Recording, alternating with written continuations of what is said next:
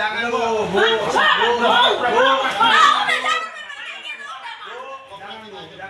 Dugaan tersebut disampaikan Kapolsek Medan Helvetia, Komisaris Polisi Alexander Piliang.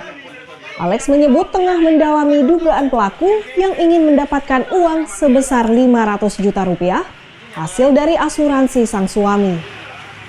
Hal ini disebabkan karena asuransi sang suami baru didaftarkan pelaku tepat sebulan sebelum kejadian. Dan pelaku jugalah yang kemudian berupaya mencairkan dana asuransi tersebut setelah kejadian dengan menghubungi agen asuransi. Untuk mengungkap kasus ini, polisi masih terus mendalami keterangan pelaku yang hingga kini masih terus berkilah telah membunuh suaminya. Polisi kini mengejar seorang pria yang diduga terlibat dalam kasus ini. Sang pria yang merupakan teman pelaku diketahui berada di lokasi kejadian dan kemudian hingga kini keberadaannya masih misterius.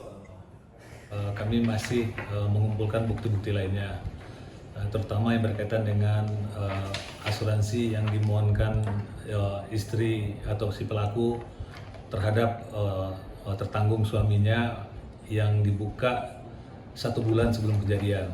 Jadi dia buka asuransi tanggal 24 Februari, kemudian kejadian meninggalnya sebulan kemudian, dan dia langsung klaim asuransi, di mana asuransi ini dengan premi 5 juta sebulan dengan nilai tanggungan 500 juta. Sebelumnya, seorang wanita Parubaya bernama Tiromsi Sitanggang ditangkap petugas unit reskrim Polsek Medan Helvetia. Wanita berusia 57 tahun ini ditangkap usai diduga membunuh sang suami dan merekayasa kematian korban.